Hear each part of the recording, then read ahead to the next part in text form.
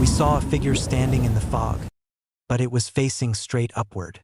At first I thought it was just the angle, the way the mist swallowed depth, the way trunks rose and disappeared into a blank white ceiling. Perspective goes wrong in places like that. Your eyes try to correct, and in doing so, they lie. But Lewis stopped walking. That's what made me look again. "Do you see it?" he asked, his voice low, like the fog could hear him. I nodded, though I didn't want to admit it. The figure stood maybe 30 yards ahead, where the trees thinned into a shallow dip in the land. It was human-shaped, roughly, arms slack at its sides, legs slightly apart. But the head was tilted straight back, as if the neck had been hinged the wrong way. Not just looking up. It was facing upward, completely vertical, like its spine had been reversed. "Someone's messing around," I said, though my throat felt tight. "A hunter, maybe. Or, it hasn't moved," Lewis said. Neither had the fog. That was the first thing that felt wrong. Fog drifts. It breathes with the wind. But here, it hung in place, thick and unmoving, like a wall someone had built between the trees. It clung to the ground at knee height and rose in pillars, forming corridors that shifted only when we did, as if reacting to our presence. We had been hiking for hours by then. The trail had vanished behind us somewhere around noon, swallowed by undergrowth and poor decisions. Our phones had no signal. The compass Lewis carried spun lazily, never settling. And now this. "Let's just go around it," I said. Lewis didn't answer right away. He was staring at the figure with a kind of rigid focus, like if he blinked it might come closer. "Listen," he said. I did. First, nothing. Just the hollow quiet of deep woods. No birds, no insects, no wind through leaves. Then, faintly, something else. Breathing. Not ours. Not close. It came from the direction of the figure, slow and wet, like air being dragged through something too narrow. Each inhale stretched longer than it should, until it almost seemed to never end. The exhale followed in a shudder. I took a step back. A twig snapped under my boot. The breathing stopped. The fog shifted. It didn't drift. It leaned toward us. Lewis grabbed my arm. "Don't move." The figure hadn't changed position, but something about it felt closer now. Not physically. Its outline was still blurred at the same distance, but the space between us seemed thinner, like the fog had compressed it. "Hey!" Lewis called, louder than I expected. "Are you lost?" The word lost echoed strangely, bouncing between the trees in fragments. "Lo ost ost." The figure didn't respond, but the forest did. Branches creaked overhead, not from wind but from weight shifting. Somewhere to our left, something moved through the underbrush. Too heavy for an animal, too deliberate for chance.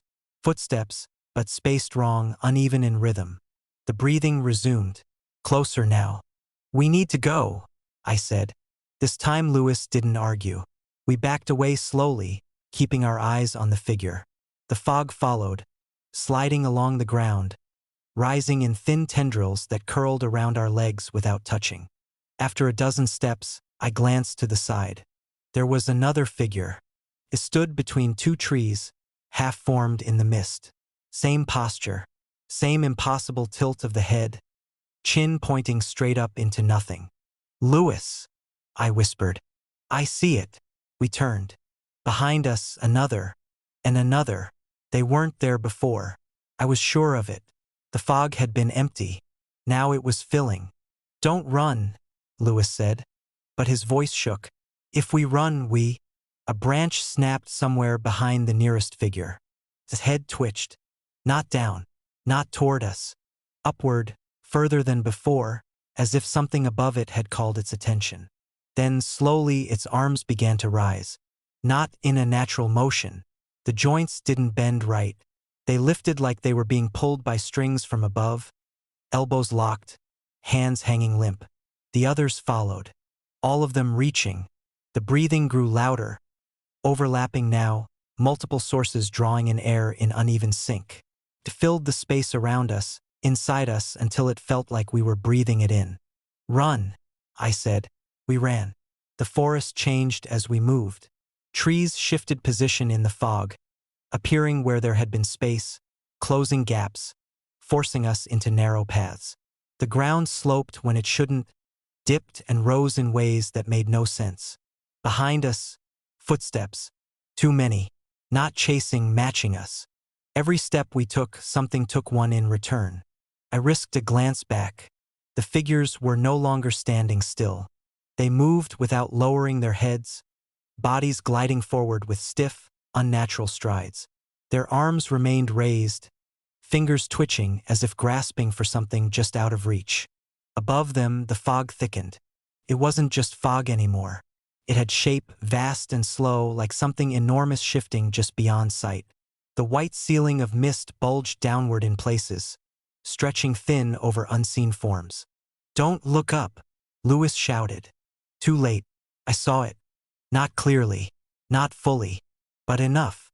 Something was there, suspended in the fog, massive and indistinct. Long shapes, like limbs or roots, hung down through the mist, disappearing just above the figure's raised hands. The fog wasn't hiding it. It was part of it. A body made of absence and density, of breath and weight. And the figures, they weren't looking at the sky. They were looking at it. We stumbled into a clearing, sudden and bare. The ground was soft, almost spongy, and the fog pooled thickest here, rising to our waists. The footsteps behind us stopped. The breathing didn't. It surrounded us now, coming from every direction, above and below. The clearing felt like a mouth, and we had stepped onto its tongue. Lewis turned in a slow circle. "Where are they?" I didn't answer. They were here, just not visible. The fog shifted, drawing inward, spiraling gently around us. Shapes formed at its edges, partial outlines of bodies, of faces tilted impossibly upward. One appeared directly in front of me, close enough that I could see details. The skin was pale and stretched, too tight over the bones. The mouth hung open, but not in a scream, more like a passage, a hollow leading somewhere deeper. The eyes weren't visible, because the face wasn't meant to be seen from this angle. Its entire orientation was wrong, designed for something above, not for us. The hand brushed mine, cold, damp, and pulling. I yanked back, but the ground gave way beneath my feet, sinking slightly, like wet soil. "No," Lewis said. "Don't let them." His voice cut off. I turned. He was standing still, arms lifting slowly, his head beginning to tilt back. "No, no, no, Lewis." I grabbed his shoulders, tried to force him forward, but his body resisted, moving with that same unnatural pull.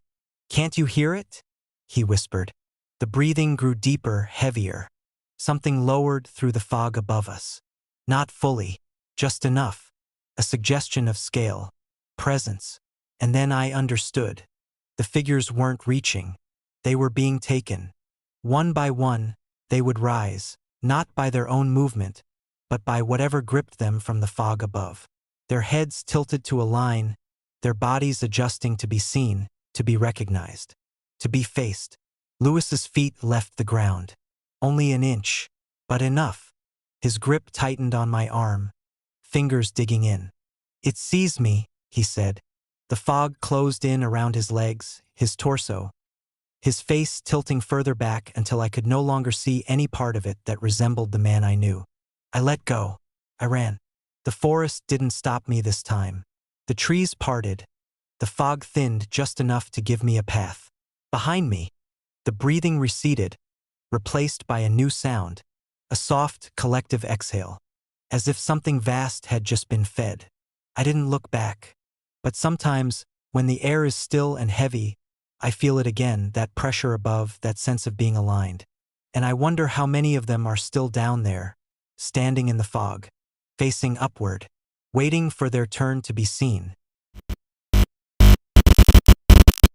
The forest smelled like smoke, but nothing was burning. It wasn't faint either. It hung thick in the air, dry, bitter, clinging to the back of my throat with every breath.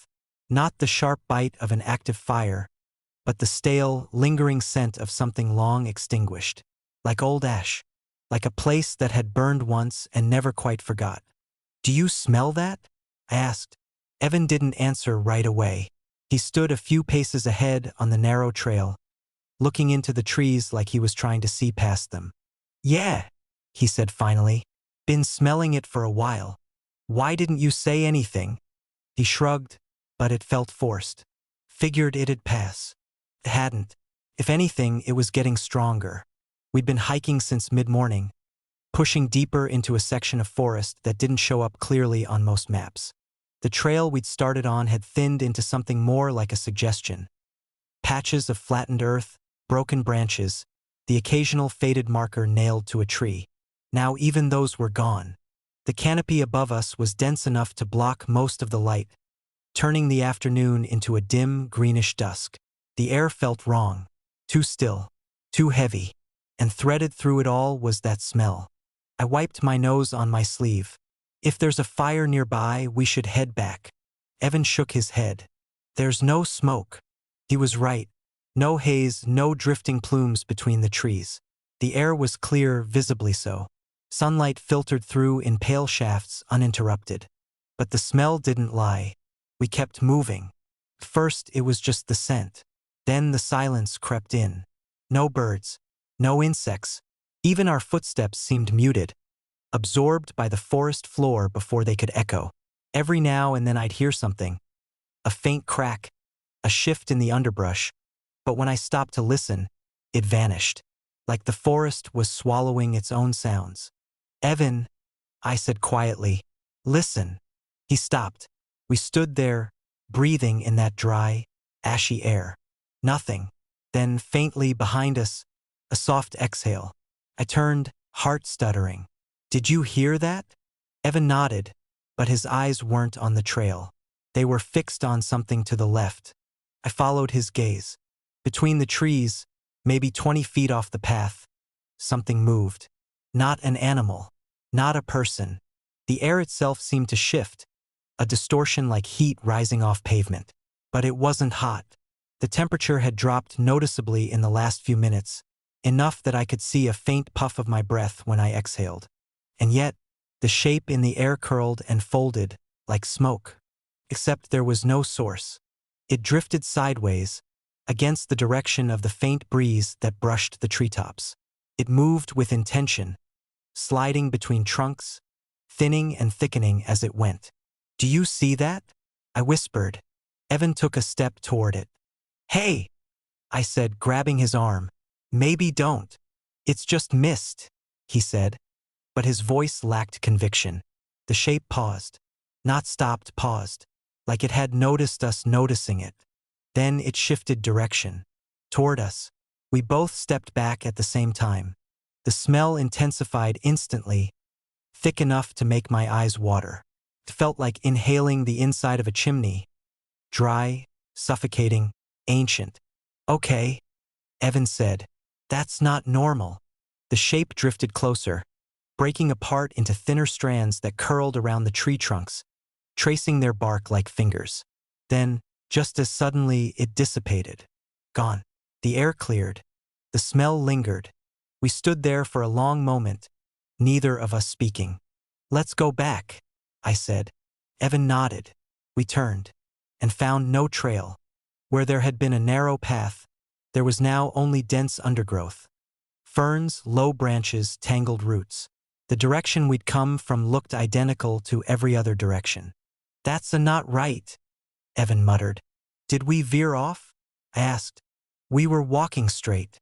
The smell thickened again, creeping back into the space we'd just vacated. Somewhere deeper in the forest, something cracked. Not a twig, a branch. Heavy, deliberate.